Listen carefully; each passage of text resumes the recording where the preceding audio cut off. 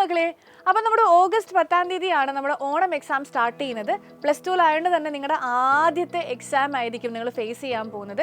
ഈ എക്സാമിന് പ്രിപ്പയർ ചെയ്യുന്ന സമയത്ത് എക്കണോമിക്സിലെ ഏറ്റവും ഇമ്പോർട്ടൻറ്റ് ചാപ്റ്ററാണ് നമ്മുടെ production and cost.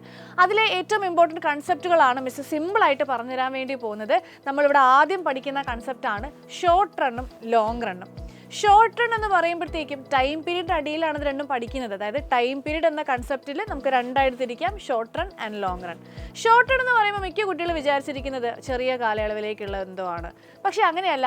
Short run എന്ന് പറയുന്ന സമയത്ത് നമുക്കവിടെ ഫിക്സഡ് ഇൻപുട്ടും ഉണ്ടാകും, വേരിയബിൾ ഇൻപുട്ടും ഉണ്ടാകും.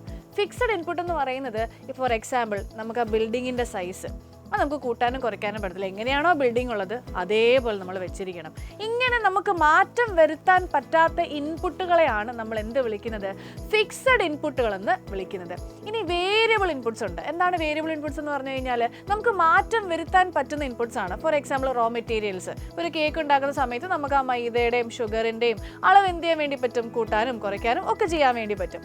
സോ അതാണ് വേരിയബിൾ ഇൻപുട്സ് എന്ന് പറയുന്നത്. ഇനി ലോങ് റണ്ണിലേക്ക് പോകുന്ന സമയത്ത് എല്ലാ ഇൻപുട്ടും എന്ത് തന്നെയാണ്? വേരിയബിൾ തന്നെയാണ്. സോ ഈ ഫിക്സഡ് ഇൻപുട്ട് എന്നും വേരിയബിൾ ഇൻപുട്ട് എന്നുമുള്ള ഈ ഡിഫറൻസിയേഷൻ ഉള്ളത് ഷോർട്ട് റണ്ണിൽ മാത്രമാണ്.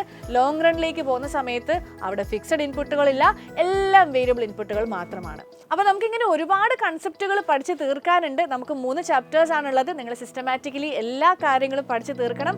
So all the best.